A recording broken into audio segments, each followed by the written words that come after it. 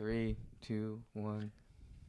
Look at us right now in the basement, High Button Sports Studio. You gotta love waking up and being able to talk into a microphone and have people on the other end listen. I don't think there's a bigger privilege in the world to have people take time out of their day to have a little escape from whatever they're doing. I remember back in the day when podcasts were my escape. They still are every now and then. Don't get me wrong. I love a good old a good podcast to listen to kill some time, but to have the privilege to have people listen to this, it's pretty cool.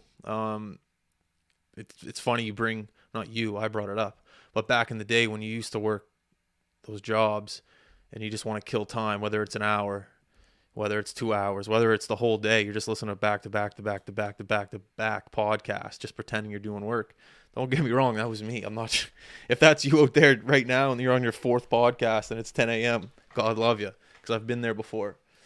I used to work at the convention center, downtown Halifax, and we would serve people like you carry drinks around, pick up garbage. Yes, sir. No, thank you. Like a server. Is that what you call them, a server? Yeah. I'm getting a lot of echo. Or is that the laptop going? That's the laptop running, yeah. Laptop's going loud. Yeah, and the internet's not connected. Oh, yeah. And I remember I used to do those jobs, and they weren't the best because you couldn't listen to the podcast. You can't have headphones in while you're asking people what they want for drinks and all that. I think I might have lasted 2-3 shifts actually serving food. And I remember back to those days where you're doing that job and you're so frustrated. One person could say something and you hate them. They look so happy and they're there at a convention center. They're there promoting their business. They're there selling something, making money, whatever it is. They just look so happy. And at the time of my life, I just wasn't happy. You're just stuck in this rut. You're serving this asshole shrimp and some champagne and, there's no thank you, nothing like that. You're just, you're not happy. You're the help. You're the help, sure. Yeah. And this, a couple weeks ago, we were invited to a breakfast, and the breakfast was this morning. Dr. Strang spoke. It was at Brightwood Golf Course over in Dartmouth there. Great facility. Never played the course, but I got to see like the first, second hole. Really nice. And there was a breakfast there, just for business owners. And there was an auction to make some money for the IWK and Autism Nova Scotia, I think it was. Great event. Awesome. And I remember I used to have to work these events. And working these events, this isn't everyone. This is just me as a person. Selfishly, I got upset about serving other people food and all that. And you just see these people and they're happy and you know what it is. And not that the shoe's on the other foot, but I was at one of these dinners. I was at one of these breakfasts where there's people serving me. And, you go to a restaurant and you get served. It is what it is. But this is kind of different where it was a private event, a private breakfast. Dr. Strang was speaking and there was people serving. And, I look around and I see young people doing this job. And you look at them and you just hope that they're not as frustrated as I was, I guess you could say. But the shoe's on the other foot where now I'm in the room and I am mingling, talking with other business owners. And back in the day, I used to think all these people were assholes, when really all these people in these rooms are just people who have solved problems their whole lives and created businesses out of solving these problems and have made a good amount of money. Sitting at the table, I didn't know anyone. There was 7, 8, 9 people, one of those round tables, and different business owners of all walks of life. There's only 9 people there? No, at my table. Okay, I think there was 181 people. Okay, yeah. And you didn't know anyone out of the 181? Other than Dr. Strang, But you're going to go. It's breakfast. Of course, yeah. Free. I'm going. Suit and tie? I just wore this. Okay. I didn't want to, I don't know. I've been in situations where I was the guy who was overdressed, and it's not fun. So I went with this, and I'm sticking with it, and it was great. Yeah, you weren't out of place? Not at all. Good, I have no... even if I was overdressed, I wouldn't feel insecure or out of... I'm good with who... You've done street interviews. I don't... You can't get any more insecure than that. Not that I walk into social situations extremely confident and cocky. I'm just... There's no social situation that I can be in and that I would feel really awkward and... hey, I'm Justin. How you doing? Nice to meet you. High Button Sports. We do this, that. It's pretty simple stuff. But anyways, the common trait of all of these people that I was being introduced to, that I was meeting, one, of course, business owners, people that are highly successful at what they do, and two, probably the biggest trait I saw within these conversations were just problem solvers. Even while we were waiting for our food, the topic of conversation was, how did you solve this problem? Yeah, obviously everyone talks about like the interest rate going up and all that. Give an example, like what problem? People would go, how do I say, like, there was a guy who was working at Colonial Honda, but he's like the head sales rep, I think he said, and he's been in the industry for 17 years. And I asked him, like, what are some sales techniques? And he goes, at this point, being in the game for 17 years, there's no techniques. It's read and react. I know the moment someone walks in, if they're going to buy or if they're not going to buy. If I have to pitch them on a free, what do you call it, test ride? Right, yeah. A test ride, or if I have to offer them a bottle of water to make them feel more comfortable as I talk to them. He goes, I read body language. There is no sales technique anymore. Of course, when you start a job in car sales, you got to read a book, a sales book. You got to know your product. You got to know the car inside and out. But the guy that's sitting at the table next to me, he's been in the business for, 17, 18 years, whatever he said. In the problem solving aspect of what he said, of what he was talking about, was just repetition. He's gone through the gauntlet of selling cars, and now he knows how to read and react and sell cars like that. It's not even an issue anymore. Even though he did said aren't you trying to buy a car? He said cars are being tough to sell right now because tough to sell. There isn't a lot of cars to sell. He said, there's something like going on with the shortage of cars. Yeah. But anyways, really interesting stuff what that guy said. There was another couple sitting across from me that started like a real estate company like back in the 90s, and now they recently sold it, and they talked about how they started it and how they met people moving to Nova Scotia from Toronto, similar to today kind of, but this was back in the 90s. And I don't know, just listening to other people talk about their work ethic and the way they organize their business and how they hire people and how they treat people, who they hired. And another thing was just how nice everyone was. I always say this to the day I die. The way to get business, to get people to like you, to get just to get people to trust you and your business, whatever it is to ask questions. Hence the podcast. Like this podcast goes nowhere unless I'm asking questions. And of course, I could talk for days about a high buttons. Like I love when people go, Justin, what's high button sports? Like I get oh man, Jeff, it makes me excited. Yeah, no, I can relate. It's fun. Like I love telling people about. Sometimes I want to go apply for a job at Subway just so someone will ask me about myself so I can tell them. Like I love talking about. Who wouldn't if you don't love talking about what you do, what are you doing?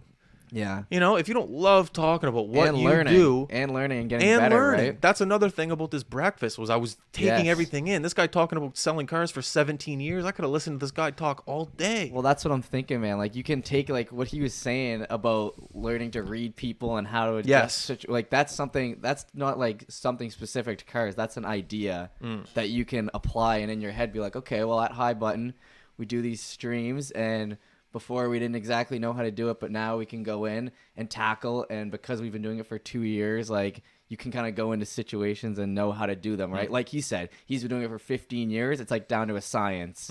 And now you can take that same, like what he was saying and kind of apply it to like what you do, right? It's just an idea more than like a specific thing. Yeah, exactly. So it's good. It's good to know and be there. But it's interesting how you can relate all of these individual stories to what we're doing. A guy has to read and react of someone coming in to buy a car. He knows whether or not they want a bottle of water or if they want to go test drive. By the moment they walk in, the moment we walk into a rink, we know whether or not the internet's going to be good or if it's going to be bad. We know because we're going through the reps. We know because we're going through the gauntlet of trying to grow a business. And looking back on those days where I was serving these people and just thinking they're assholes, thinking they're rich pricks, thinking they're this, thinking they're that, where I'm totally wrong. This morning was kind of an eye-opening experience for me, looking back at my younger self going, Justin, you have no idea how far wrong you were about these people that you were serving. And, you wish you could kind of go back to those moments and be a little bit more polite, be a little bit more interactive, rather than just taking their glass and walking away. Could have learned. Oh my God! Back then, right? Back then, if I could have, some of the people that I could have had the opportunity to meet at that convention center. Yeah. Billionaires. I remember there was like a couple billionaires that would go in and talk to a group full of people and tell them about their business and how they raised, $500 million to start this tech fund industry. And not that anything of that has to do with our company, but if I just had a little bit more positive attitude going to work, I bet one of those billionaires would have loved to talk to a server randomly coming up to them saying, hey, how did you do this? How did you do that? Because people in their position, they're billionaires because they have patience with other people and they understand people. I'm not saying the billionaire would talk to me, but having that mindset of growing to where he is, imagine me going, hey, Jeff, can I have, $7 million, please, please, please? You're the billionaire guy. You're going to have an understanding and a read on people, don't you think? Oh, yeah. You're going to know people pretty well because no one's going to trust you with money if... And they're going to want to talk about it. And, if you're a little older, I think it just comes with age. Like you said, you were a kid doing this, so you're like, oh, whatever, who cares? But, like, now if you were in that situation, like, you'd probably be, like, all over trying to learn from them, right? So it just comes with age, I think, and, like, maturity and, like, realizing, like, learning is a good thing. They probably want to talk about how they made all that money, and if you're a good listener, you probably want to learn and, like... Oh, absolutely. You know what I mean? Like, when we had Mickey... Yeah. On the podcast, and me and you were excited because we were like, we just want to pick his brain for like a little bit, see how he became like this big successful businessman, and then just like see if you can just like pick up on some of the things he did and apply them to your life, right? Yeah. And you could have had a good opportunity to do that a lot. Yeah. In theory. Yeah, it's true. So. But no, it was just really cool to sit down with some of these people and hear their stories, and I think a lot of people like my story as well. I try not to talk too much about it because you don't want to take too much air in the room because, in order to not win people over, but in order to show people that you care about them, you need to listen to their stories, which I do care about, from time to time. If you've created something really cool, I admire that because I know how much work it is. Mm-hmm. But, if you're sitting there talking about your son's math test, like, all right, what are we doing here? You kind of get tunnel vision too, right? You get tunnel, like, you're thinking about your own thing, like you can pick and choose, but then eventually Yeah. Yeah. And Dr. Strang, he's a really cool guy. He kept bringing up, he had a speech during this breakfast, and he kept bringing up the Montreal Canadiens and the Toronto Maple Leafs. Yeah, he's a big hockey guy, apparently. Does he want to come on the pod? I don't know. He kept, I swear to you, I was in like the second row, and he kept looking at me. And the fact that he kept bringing up Montreal and Toronto and the hockey thing, I was like, he might know who I am, might not. And he also brought up someone who I know out in East Hants who... I'm not going to mention his name, but he brought him up, who we know kind of well. So he might be in the sports realm here in Nova Scotia. So I don't know if he's listening or if anyone knows of Dr. Strang personally. I'd love to have him on. But I did try to approach him after the breakfast, but everyone just swarmed on. Really? I'm not sticking around. Yeah. It was one of those things. So you're not the type of guy to stick around too. If you don't, Well, if you don't.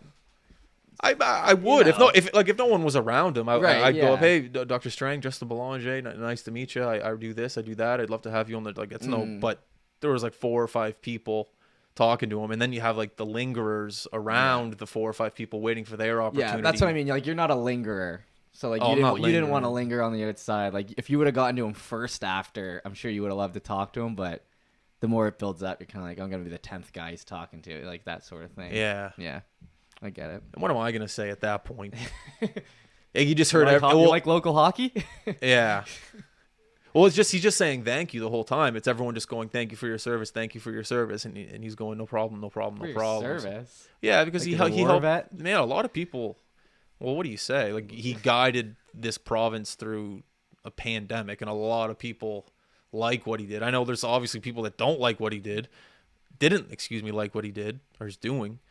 But there's two sides to everything. And in the crowd I was with, everyone seemed to like him, and everyone was shaking his hand. He got a big round of applause when he was done his speech. But I don't know, man. He was talking about people waiting outside his house, like threatening him. Oh, yeah. Like, you got to have a little bit of respect for a guy like that went through that. Like, it's tough. The pandemic sucked. But having people outside your house, man, and you got a family inside, that's a whole... You can't tell me you wouldn't go outside with a bat and try to, I would. Imagine people with Jeff outside your house. Get Jeff, tennis racket. Get Jeff off the podcast. Get Jeff 2, 3, 6, 8. Like that, man, I would get... Oh. He was making some tough calls. I'll give him that much. And the older generation he laughed about it, though. Him. Like, he had a good sense of humor about it. It was cool. Yeah. Like, you don't see that through Twitter or through those... things on TV, on YouTube, those press announcements, you didn't see a sense of humor. It was to the point. But at this talk, he had a little bit of a sense of humor. So I don't know. It is what it is. But yeah, if he's listening or if he has any connections to this podcast, he gets word of this conversation. Yeah, and he's tall, man. He's like 6'7". Yeah, he's big. 6'7". Man, he's tall. He could be in the NBA if he had some athletic ability. I'm not joking. Like, he was tall. Like, he fitting in. his head might hit the roof. What about this? Him and Nate Darling doing a little training video brought to you by High Button. Yeah, I like that. Let's go for it. Let's go. Throw Lindell in there, friend of the show. Lindell in there, get all Friend three. couple friends Game of the show. Game of pig? Something like that. See if he can get up there, get that ball in there. But no, yeah, it was a really good eye-opening morning. And you look for mornings like that to try to switch up the routine. I was saying to my mom this morning, I was like, I haven't had breakfast and Jesus, I don't even know the last time I had breakfast. Like I just wake up, have coffee, go to work. I don't sit down, have eggs and do that. Do you? Yeah, I try to before work. 2 pieces of peanut butter toast, yogurt, and milk. I guess you work physical labor in the morning, so you got to have some fuel in you. That's fair. You're always up early, aren't you? Though. Yeah, early I'm up. riser. I hate waking up early now because the sun isn't up. Like I love in the summer, you wake up at 6, sometimes 5:30, and the sun's coming up. Woo! But now the sun's not up till 7:30, so I'm sitting there in the dark. No internet, nothing to do the past 2 days. I should maybe let people know right now on the podcast. We're waiting for Bella Lyant to come over to the house so we can upload this episode. So if I do get a call in the middle of the episode, just know I am taking it, and I'll put it on speaker so you guys can listen to what they say. So the internet's been trying to reconnect to this computer since the minute we started. I turned it off. Oh, okay. It's not even working. Okay, I thought it was just fighting. Yeah, there's one of the humbling moments when you're working in our industry right now. Me and you felt like we had the whole internet situation figured out. We're going into these rinks that are like 100 years old. We're managing to get these high quality streams. You're like, oh well, my internet box is on the left side of the house. Let me move it to the middle. It'll just be an easy fix. Everything will work. You move it to the middle and it just dies on you. It's like, well, it kind of makes you realize we don't really know shit at the end of the day. We just when that guy came over the other day, I kind of felt like telling him, like, look man, I probably know more than you about internet, which I probably do, but I think he put it in the wrong area. I guess, man, but I could be wrong. I don't know. I wish the people at home could see. He literally just moved it 10 feet to the right, same height off the ground, same wood around it. It's not like in a steel box now. Like it's still out in the open, and it just stopped working for you, right? Yeah, it is what it is. What was I saying? But the breakfast, the first time you've been to a breakfast in a while, oh, yeah. It was good to get out. But I think I covered my point with it. Mm-hmm. Like I talked about 2 sides of the story. Mm-hmm. 1, serving the food, being pissed off, and 2, receiving the food and being at the table with the people that I wanted to talk to. So I pretty much covered it, right? Yeah, no, that was it's definitely interesting, okay. man. I don't think that'll be the last time that happens for you also, Yeah. And I always make sure whenever someone's taking my plate, I look back and I go, thank you very much. Even if the food was shit, I go, tell the chef that the food was delicious. Thank you. Because you have to, man. Anytime you go to a restaurant, just do this. Just anytime you go to a restaurant and you have one of those, these modern restaurants where the kitchen, you can go see it. Okay. It's like kind of see it. Yeah, it's not like hidden. I don't know. There's some restaurants like that. Every now and then you go to one. Just go up to the guy. Just go up to the guy who's like sweating and filthy, cooking the food. Just be like, "Hey, man, I just had a burger. It was phenomenal. Thank you." And just watch the smile the guy or girl has on his face. It's cool. Question: if you get a hair in your burger, are you plucking it out and continuing on, or are you sending that back? No, I'm plucking it out and continuing. Yeah. Okay. Good. I know it's not. I think that's split down the middle, man. Oh, for sure. I know some people that would go back and absolutely. You're paying good, hard-earned money to have a nice meal, and you got a hair in your food. There would definitely be some people that would be upset about that. My thought process on it is, if I'm not cooking my own food, there's a risk that it's not going to be how I like it prepared. That's how I feel about it. That's a good way to look at it. Okay, what about this one? If you have a waitress or a waiter that's noticeably bad, you're still obviously going to tip, but are you tipping less, or are you just always going with the standard 15 to 20, just regardless, just because you're like, well, it is what it is. I'll get over it. You know what I mean? Or are you actually going lower? Here's my thought process on that. I'm glad you brought it up. The tip, personally, I don't really think, even though I know it's for the server, the waiter, the waitress, in my head, when I tip 15%, I'm giving it to the actual business, because I know that there's companies out there that aren't surviving because they don't have any employees. because the employees maybe aren't making enough money, because the employees aren't happy, whatever it may be.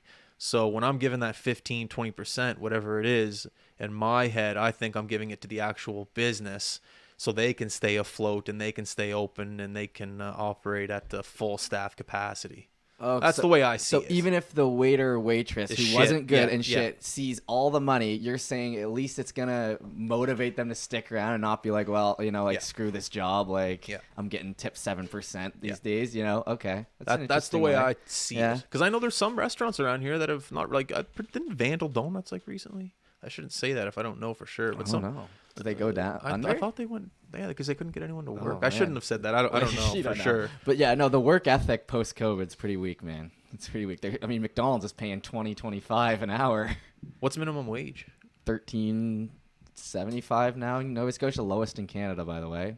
Nova Scotia is? Yeah. $13.75? Something like that. I think they just bumped it up like a few months ago, 25 cents, but it's still the lowest. And what's McDonald's paying? $20.25. No way. Yeah, because the work ethic post COVID, man, it's just hard to get like people to hang around. That's why my other job, he's like, I can come and go, do whatever, because he just wants me to like don't do be that. there. You can hear it in the No way, that's crazy. Yeah, so that's low. Nah, man, $13.70. Yeah. No wonder everyone's like. And here's another thing. With this breakfast, it was at 8:30.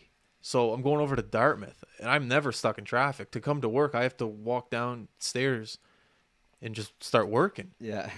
No wonder there's some people out there that are not happy sitting in traffic.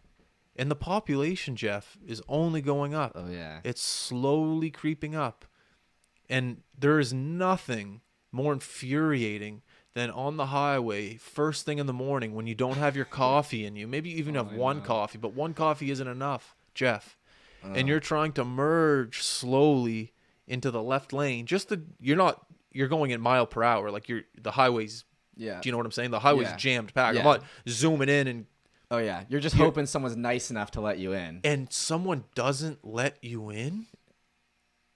Jeff, I don't think I would, Dude. It took me like 4 cars to get in this morning to merge in. What do you think I'm trying to do? But I got to merge, and I don't have my coffee in me. I'm not Justin, right now. Yeah. I'm Justin, just waking up. Get me my coffee, Justin. I could picture it, man. I felt like stopping, getting out of my car and knocking on the window. What are you doing? Why don't you let me in? Yeah. And anyways, to have to deal with that Monday to Friday. Oh. Yeah. Dude, my mom for the past 10 years has driven from Bedford to Halifax and sat in at least an hour and a half of traffic each way, every day, 5 days a week. She's the real hero. Yeah, it's a different world, man, than what we know. I only have maybe 2 or 3 buddies that are working at an office, though. Everyone else is working from home. A good amount of my social circle working from home. But then again, I don't really know too many nurses. I don't know too many real estate agents. I don't know too many government employees. Like a lot of my friends are in like the banking industry, the marketing industry, where you can just kind of get on a computer and do what you have to do. But it'll be interesting because did you see this the other day? The population of Canada is going to be going up by like 4 million from today till 2025. We're welcoming I believe it. Over 500,000 immigrants to the country. From per year. From now till 2025. So the population is only going to grow up. Did I say grow up or go up? Go up. It's both are true. Grow up too. I wonder where those 4 million will go. Halifax will definitely get a chunk. Toronto will probably get a chunk. They always do, and they're always building out there in southern Ontario. Probably some out west, but it'll be interesting. Right? Well, if you look around, I learned very little things in school. One thing I did learn in economics is if there's cranes in the sky, the economy is climbing. And if you look at all the apartment buildings going up, all the cranes being built, what do you think that's for? It's to welcome all the immigrants from around the world coming to this country. That's all. That's what that is. How is it not? Yeah, and you want to talk about traffic, man. The traffic slowly on the highway will slowly go back from Halifax all the way back to Bedford. Just the more people move into West Bedford, it's like that gridlock we were talking about, it's just slowly going to move down the highway and get larger and larger out the back end. investing into this basement to put a studio here might have been one of the smartest things I've ever done. I think. Really? Working from home. There was a part of me that flirted with having a studio downtown. Oh, yeah. Still to this day maybe a little bit. Mm-hmm. But after this morning, it affected me that much. Really? It shouldn't. Like I'm not a mentally weak person, but it really got to me when those 4 cars just wouldn't let me merge in. Did you go on the bridge? Or were you going I took the bridge, so I went down to like Joseph Howe, but I had to get off that ramp. Yeah. But I had to take that roundabout off Dumbrack to merge onto the highway to go down to Joseph Howe. But off that roundabout coming off Dumbrack, Buddy just wouldn't let me in. For like it was 4 cars. You know, you're just, you know, you think. Yeah. You just think, well, okay, what kind of people are in these 4 cars? And then I'm trying to get over to the left lane just to see who these people are. Why aren't you letting me in? But do you let people in yourself? Because sometimes, come on in. It's a party. Let someone in, I'm like, all right, I gotta like make up for that. Like I gotta let someone like like tit for tat sort of thing. Yes. Oh my god. Yeah. People behind me probably don't like me because I'll let 4 cars in. Yeah? I want everyone to join the lane. It's a party. Come on in. Let's go. But to block an individual out, I don't know. There's something non-Canadian about that. Dude. I didn't like. And the honking, people honking in traffic. What do you want people to do? What do you want people to do? It's gridlock traffic. They can't move. You're hearing people honk. What? I think you're good in Halifax, man. Because if you go to any other city, like you're gonna get that times 10. You go to anywhere in the States down there, those major cities. Yeah. Like imagine Toronto, man. Like times, like you don't even want to think about that. All right, let's get off this conversation. I heard something the other day that made me upset, and it is relating to sport. By the way, someone commented on this podcast saying it was we got 1-star review on iTunes saying that this podcast was the worst podcast they've ever heard. Which what podcast was it? The High Button podcast. No, I mean like which episode? Oh, I don't know. It wasn't like a certain episode. Like a general, It was like this podcast sucks. All they do is talk about podcasting. It's not even about sports. First of all, buddy, it's not the High Button Sports podcast. It's the High Button podcast. Get it right. Whoever the fuck you. Anyways, I'm not going to get into that. Ruin my day. No, it's all right. I want to talk about something kind of serious here, and I might get some people upset. Hopefully not, because I've heard the research. I've heard the percentage of this outcome. Junior A, they're thinking about getting rid of visors and going to cages. Hockey. Apparently there was a vote. 90% want to keep the visors. There's a 10% group out there that wants to go to cages or what do you call them? Full cages. I wear one actually. The fishbowl. Oh yeah. I wear a fishbowl because my face is my job. I don't have insurance, so if I get a tooth knocked out, you know, I'm not paying $5. So yeah, I wear the fishbowl and I get some chirps and whatever it is, what it is. I don't even get chirps, but it is what it is. I chirp myself. It's embarrassing, but my face is my job. I got to keep my face. It's not funny, Jeff. It's embarrassing. Yeah, you chirp yourself. I want to go back to my playing days. There's a thing out there called a badge of honor. A badge of honor can come in any way, shape, or form. If you've ever seen Yellowstone, have you seen that show Yellowstone? It's whenever you join this gang, they brass you with like a W, and you're part of the gang. You're part of the Yellowstone gang. You're a Yellowstone individual, whatever, you know. You're a lawyer, you pass a bar. It's a badge of honor. You're a lawyer. You know, you're a teacher, but you want to get your master's in something. Okay, master's, badge of honor. A badge of honor for a hockey player is it's a scar. It's a knocked out tooth. It's maybe your upper lip. You know, it's a little cut and it's dangling a little now, and you're out of hockey. Broken nose. Absolutely, well said. And now you're in the real world, and you're suit and tie, and you get the haircut, the clean shave, whatever it is, and you're not in hockey anymore, but you still have this little cut here. What is that? What's that little cut there?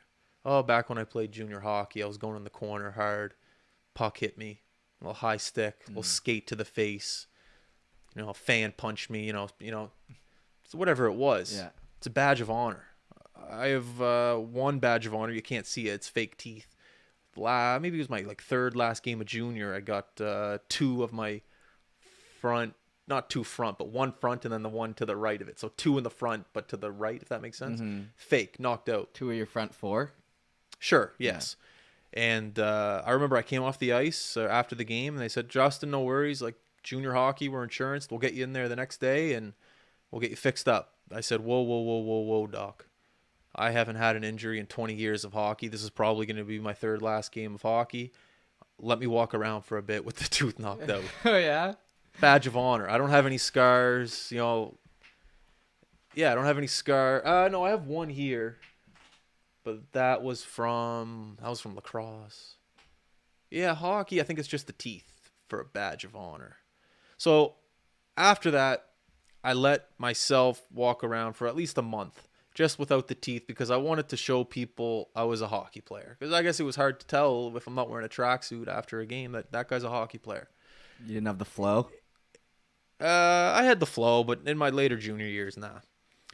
And that month, I remember just being so happy, just being part of feeling maybe a little bit more part of a brotherhood, feeling part of a history of hockey players that have gone back. When did hockey start? 1800s and the early 1900s. Ask the people in Windsor. Yeah, I'm sure. I apologize, Windsor. But I felt like I had a little bit of a badge of honor. Now I'm hearing this talk about, you know, they already did it to Junior B, Junior C. Maybe Junior C had to do it this whole time. But now I'm hearing talks about Junior A having to wear full cages. And I think about how soft of a society we've turned into. It's embarrassing. These kids have a small portion of their life to be able to pretend like they're in the NHL. They're not going out there and warm up with their helmet off, with their flow, looking good for the fans. They're not even going out there with the chin strap wave, and maybe some guys do. There's a small portion of these kids' life where they're able to pretend like they are pro hockey players. And it's one of the most special times of your life you will ever get to experience. And they were for me. And oddly enough, being able to wear a visor is one of those experiences. Being able to squeeze a water bottle into your mouth and not have to worry about the bubble or the cage in front of you. And you got to unclip and wipe your face. All you got to do with the visor is lift up, boom, wash, you're dry, you're good to go.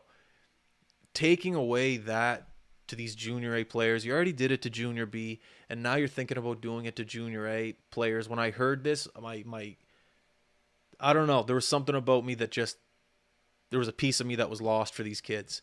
Because I know how special it is for some of these guys coming up from midget to junior to put that visor on your helmet to go, okay, I'm a hockey player.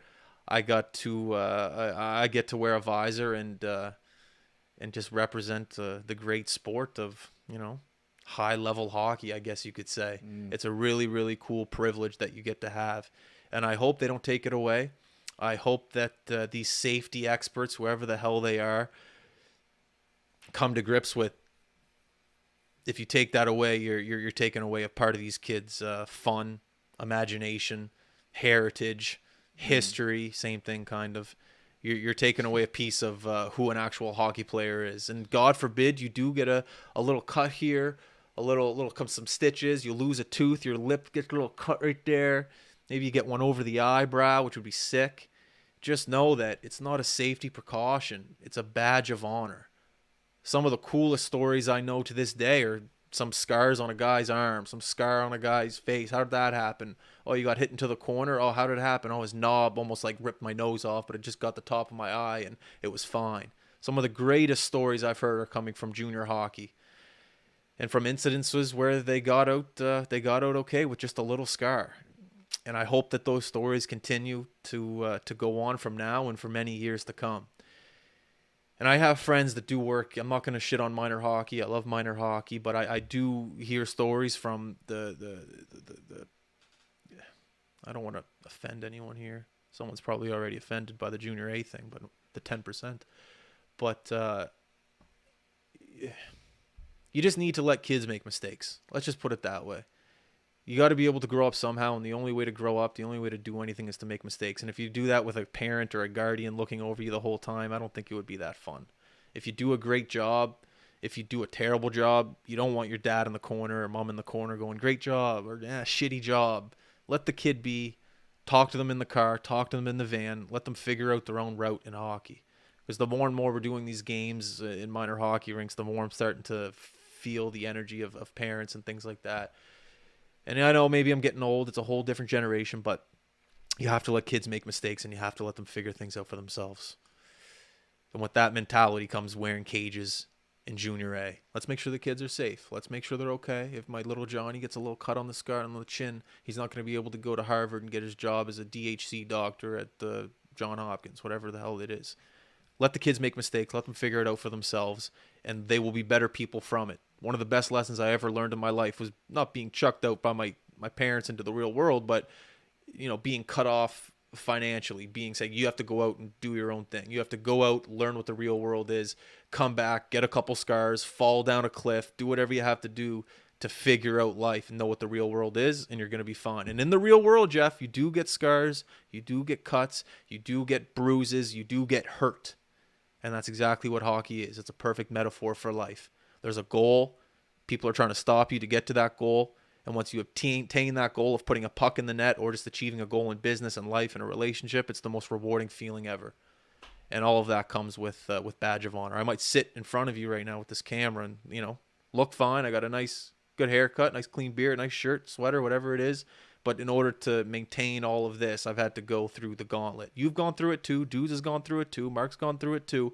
We've gone through the gauntlet of trying to grow a business, whatever it is. But in order to get to this position, you got to get hurt. You got to have a little badge of honor. And I think a junior A cage is ridiculous. Baffling. That's well said. You got me going. I was a little upset there. No, you almost made me upset. Me? Yeah. By listening intently? Yes. But anyways, I'm going to let it be with that. Please don't wear cages in junior A hockey. You're taking away these kids' imagination. Don't you kind of still want to be in the NHL? A little. How much fun would it be your McDavid's winger? Oh, best job in the world. I want to be Crosby's winger. I'm not going out there with a bubble. Growing up, those kids in junior A, some of them still have hope. Yeah. Some of them still have hope that they want to go. Yeah, I know. I think you made a good point there. And I'm not shitting on college. I understand they have to wear a full cage in college. I get that. But the majority of kids around here want to play for the Mooseheads. They want to go the junior route. And I played junior A, so maybe it's a little bit more personal to me than the average person. If I played major junior my whole life, maybe I wouldn't care so much about the junior A crop of guys, but I did play junior A, and I know how good that league is. I know how competitive it is, and it would just be an embarrassment to the whole league, to the players, if they end up wearing cages. Trash. Okay, I'll leave it at that. I don't disagree, man. I think there's a lot of truth what you said there. It's a good metaphor. Yeah, anyways, I'll leave it at that. What else do we have to talk about right now? Well, we could talk a little sports, or we could jump into high button stuff, whatever you think. Well, it's a shame right now with the Leafs and the media. How many games in? 10. What's their record? 4-6? 4. Let's get the receipts up here, buddy. It's interesting that media, the group of people over there in Toronto that love to. Have you been watching any of the hockey lately, like since it started? Well, no, because Toronto just got. Yeah, I have been, but not the West Coast games. Like Toronto just got back from a West Coast road trip, so I didn't stay up to watch those games. But the games here in the city, yeah, I have. 4-4-2 is the Leafs record, and a 4-game losing streak. Oh my God, 10 games in. Here's the thing. Like if you're playing in LA, if you're playing for the LA Kings and you're 4-4-2, nice. That's great. Let's go. We're 4-game losing streak. Okay, yeah, it sucks. But no one's hitting the panic button. I was at hockey the other day and people were talking about Murray just being down and out. He's hurt, isn't he? Yeah, he played one game, I think. But just like saying, he's done for the season, he's over. Dubas is going to trade him. Like one game. I mean, I'm a known Leaf hater on this podcast and in real life, but I will say, I mean, it is ridiculous. Like, they're going to be fine. Like, at this point, what matters to them is the playoffs, and that's what should matter. So, I don't blame fans for not fully, caring. But, it is. Sorry, I interrupted you. You want to see your team do well. They're a great team. They're going to make the playoffs. Everything's going to be fine with Toronto. There's no way it doesn't. There's no way Austin Matthews doesn't just Marner. There's just no way. I'm sorry. They're going to be, and it's not the fans. It's you got the media. They're a little nuts. The media all day, all day. What time does the Overdrive come on at? 4. Oh yeah, I love Overdrive. I'll admit it. Like 4 o'clock. I'm not shutting her down, but I'm chucking the TV on. Maybe put my sweatpants on. Yeah. I won't lie to you. And I chuck it on every now and then. And man, they break it down. I have a little bit of respect for them of how in detail they go and some of the topics they bring up and how they're able to have a conversation. Well, I guess I have a conversation about nothing most of the time, but these guys, they're pretty good at it. They can break down a Leafs team and bring up the most random thing and kind of have a conversation for an hour about it. They'll talk about like Tavares making $11 million and how he's the leading scorer of the Leafs and how that's a great thing. Where obviously that's true, but they're able to kind of like nitpick it and make it last for like they're stating the obvious, but dragging it on for an hour. Does that make sense? I guess it's interesting to hear your perspective because you're a big hockey guy and a big sports guy, but you never really cared too much about watching like some of us do. Like me and my uncle will do it the whole. When we're at hockey, we talk Oilers. After the game, we talk Oilers. When we're watching the Oilers, like you know what I mean. It just they just have it in their blood, man, and people just love the Maple Leafs. Yeah, that's fair. I don't blame them for loving the Leafs, man. But yeah, these guys and those guys on Overdrive, they love the Leafs. Yeah, but all those guys, like Noodles played in the NHL. Yep. McNeil or what's his name? Odog played in the NHL. He played for the Leafs. For the Leafs when they were really bad. And then who's the third guy there? Jim Hayes. Hey, did he play in the... I don't think he did. I think he's just a host. Well, whatever. The two of them, Odog and Noodles, they both played high-level NHL. They know the game well. If you played in the NHL, you know the game really well. But great players, not even great players, good players. I was an okay player. I wasn't a good player. I wasn't a great player, obviously. But if you're a good player, you know the game within the game, and you're able to talk about the points that they're talking about at ease. I could easily talk about the Leafs if I followed them for an hour about literally nothing. But in order to make the average fan at home sitting at 4 o'clock in their sweatpants be interested, it takes skill. It takes skill. But if you know the game and you know the players, you're able to articulate stories that maybe the average, I don't know, fan would find interesting. But yeah, I couldn't care less about what they're talking about because I just know the obvious. Some people just like to hear the obvious. If a game but last night the Oilers had a big win. Like I'm waking up this morning, I'm reading every article I can find. I'm listening to every podcast. Are you really? I'm watching the post game interviews. I'm seeing what the coach said. I'm seeing the same boring interview Draisaitl gave for the 10th game in a row. It's just like I don't know, man. Like once you care that much, it's like it just becomes like a part of your life. Yeah. No, that's completely fine. I just never got that bug. Yeah. I love the game within the game. That's kind of my freak natured thing. Like I love stories behind the scenes. I guess that's why I started a podcast. But media, buddy. Well, that's you and I could watch an Edmonton game, and I know everything that happened. That's where I get a little confused about it. Like, okay, I know Minnesota played better than Edmonton last night. No, that's where I'm like, okay, now what? That's where you close the That's door. where I'm like, okay, like I get it. But what is it that's so intriguing to you about it's just hearing other people's opinions. Like I watch the game and I try to obviously I do hockey commentary for a living and I just want to learn more about the game of hockey. Like I want to know why CC made that bad play up the wing, what these guys thought about it, how many turnovers McDavid had, how many times he rushed back, how many hits, how many shots on goals were grade A chances. I'm just like a student of the game. Okay. It's like a hockey coach. I got you. I just want to learn. So when I go to do my own commentary, I can break it down for the grandparents and grandmas at home who watching on a surface level to watch their kid. It's like, oh, well, I didn't know there's goal scorers and there's passers and there's playmakers and you know what I mean. It's just knowledge. I got you. You know what I mean? Yeah. So I'm one day I could be my kid's coach and I won't be embarrassing myself out there shoot the pucks in deep. I just want to know the most about the game. So the more you intake and you watch the guys at the highest level, the more you'll know and learn. And now I feel just pick up on stuff. It's fun. All right, that's cool. I respect that. Yeah, I wasn't a great player when I was a kid. You were a great player. Some people just naturally kind of can read the game and have skills. So I don't know if maybe that killed your desire to really learn more about it now because you were just naturally when you were a kid you're always good, you knew what to do, Yeah. Definitely. I think there's probably something to that. Well, yeah, hockey was. I shouldn't say beat into me. I did it at will. Like my dad wasn't play hockey. I just know the game really well. I know systems. I know how to play it. Simple hockey. Hockey's a very simple game, especially at the NHL level where guys are good and they just fill their lanes, and they're responsive. They're being responsible defensively. It's a very, very, very simple game. It's because there's like different types of player in hockey, right? Like, you know what I mean? Like you could, like, I think, like, what were you had a good shot, but your hands weren't. I mean, like what was your, like you have, each player has highs and lows, like, and then unless you have it all, then you're McDavid. I just want to correct the statement I said. I meant it's a simple game in forms of systems, like managing and coaching and being a GM. That is very difficult of putting together like an NHL Stanley Cup champion team. That's what I meant.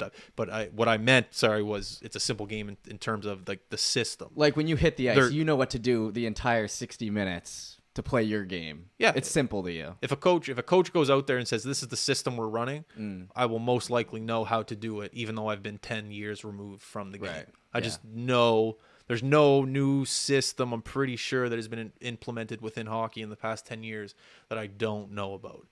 Maybe, like the drop pass on the power play to the guy with speed coming through the neutral zone. Yeah. That's probably the newest thing that I know of that has been implemented into the game of hockey since I've left. On the power play, when I played, was just defensemen skated up, wingers either stretch or they come at the same time with speed, and you move it right or left, and then you gain entry. There was never centerman go behind the defenseman drop it, then you enter with speed. I think that was one of the most interesting revolutions in hockey the past 10 years. Yeah, because it's like what you said, it's a higher percentage chance that pass is going to get picked up, and it will be a lower percentage chance that all guys will be able to set up in the offensive zone. Exactly. If you give it one guy who has speed on the back end and power and can skate through, and they bring it in, and then by the time they're in, every player's already set up, and you just got to dish it off to the open man, then that percentage is a lot higher than like the old systems, right? So, but yeah, and like when you watch games, like when we went to the QMJHL Cup, and those are the best kids in Atlantic, Canada, like you can, like the skill level and like what they know is just so like it's just so much farther ahead than some of the other stuff. So it's like, I don't know, it's just interesting to watch. And like if you're a good hockey player, like, you know what I mean, you can just pick up on it like right away. Yeah, you're like this guy's good at this guy's good at this. Body language is a lot too. Tell a lot about a guy with body language. When we had Jordan Burke on here, who's running the JB hockey school, and he's like, it's all about puck possession. What am I trying to say? Protection? Puck protection now. No, possession. Possession? Puck possession. It's not about dump and chase, battle, grind, get the puck back to the slot and score. It's about puck possession and not losing it. And that's where I think I didn't have that puck possession awareness. I love just going up, dumping it, making sure my winger went and got it. I would go high and score. Get to the open area. Yeah. Now, that one thing I struggled with was keeping my puck possession at the blue line when a defenseman pressured me. Not that I had shitty hands. I had okay hands. But it was just so much more easier to dump it. And the coach was always happy when you dumped it. So I never really got benched because Justin was the guy that could always get the red line, dump it in, forecheck hard, make a hit, get to the slot, shoot, score. I was always just... I had skill for sure, but when we're at that Q Cup, puck possession was such a big thing, and these kids had so much confidence whenever there was a little bit of pressure on them at the blue line. And that's, other than the speed, that's probably the number one thing I noticed from when I played. Well, that's like you said, simple game. In my mind, when you say that, it makes me think you were better at playing in the open area rather than like with the puck. Like you knew where to get to in the offensive end to be open and to score, opposed to bringing that puck in and cycling it yourself and like holding off guys, and you know what I mean? Yeah. So it's like it's two totally separate things, and it's two players, and it's two things you need on each line. Yeah. A guy who can maintain the puck and hold it, and a guy who knows where to get to the open areas and always have the stick on the ice, always have like that half a second ahead of the defense, and they're both totally different skills, but both needed. So when I'm watching a hockey game today in the NHL on TV, like if a goal happens, I don't go, oh yes, crawl, it's the things that impress me about some of these guys are their decision making away from the puck. Scoring a goal, that's great, but that's for the average fan.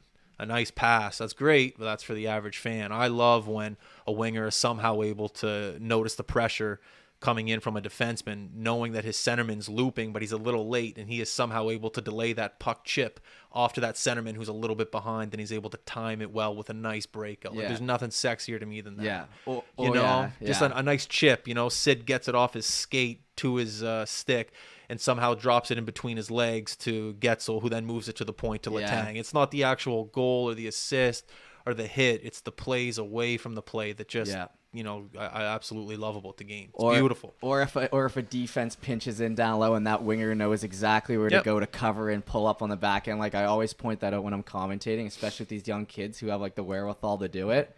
Like, if they can pull back and take that defensive like positioning and like actually play defense and cover it, and like it's like you said, it's like beautiful hockey. It's like poetry in motion. I wish Makar was on the East Coast, because he's probably the best example of it all. A guy who's able just to be patient and somehow always make the right play under pressure. Like, that's probably my favorite player but he's Colorado. It's tough, but he's a great example. But that's the thing. If you're a parent and you have a kid, you can't say, watch Makar. Yeah, what are you going to learn from Makar? You can't do what he's doing. You can try the footwork and stuff like that. But the things Makar, same with that Fox in New York, it's God-given. You can only practice and work so much on the timing and the space and the shot and the accuracy and to be able to have that poise on the ice in such big moments too. It's so difficult to teach. I don't think it is. I think you can't teach that. Jordan Burke said the same thing. He goes, we can only teach skills so much. Yep. You can only say, get to the rink and practice this so much. Another part of it is just, it comes from another part of the universe that we will never understand. Yeah. You can't teach some of the things Makar is doing. I'm sorry. I point that out 2 minutes. The goal scorer's touch. Some players have the goal scorer's touch and some people don't. It's not something you can teach. You can teach IQ. You can teach skating, you can teach hands, but some guys just have a nose for the net and they put it in the back of the net. Like, there's a guy in the Armada, Chris Brill, shout out. The guy's got like 10 goals in 8 games. He's a rookie and he just like knows exactly where to go on the ice. Who? Chris Brill, I think his name is. From who? From the where? Armada, just like the team I do. Oh yeah. And like you just some people have it. Makinen, another guy who has it, like, and you just watch these guys play up and they just nose for the net. You can't teach some of the skills in hockey, but wow, that's high praise for the Armada right there. Well, I mean, it's just what I do. It's what I see. There's some guys, a couple guys on the ice who I've seen over the past 2 years who have it, and a lot more guys don't. So if you got that scorer's touch, try to embrace it. Wicked. Score as many as you can. How much time are we at right now? 52. 52 minutes? Oh man, we got to wrap this up. I still haven't done the intro or the song or like anything. There you go. Okay, well, once again, thank you very much to everyone listening to the High Button podcast. We appreciate you. We love you. We don't do anything in this life without you guys listening or supporting. So if you could do us a little like, a little comment, a little share. Next time you're at your cousin's birthday, that you hate, maybe just mention to your second brother or whatever that, hey, have you heard this High Button podcast? Next time you're talking to your grandmother, hey, Betty Sue, listen to the High Button podcast. It's great. Just, get word of mouth is really great for this podcast. And obviously the social media stuff, like I said, the likes, the shares, the comments. Once again, thank you to ProLineStadium.com. We always appreciate our sponsors. If you or anyone you know would like to advertise with this podcast, please feel free to reach out to us at thehighbutton@gmail.com with affordable rates. Great advertisement reads from yours truly. We will get your product, your business, your name, whatever it is, out there to our listeners. Once again, that's thehighbutton@gmail.com. That's all we got for today. All right, guys. Enjoy the rest of your week. I'm Justin. Jeff's with me too. We are out. Peace. Yeah.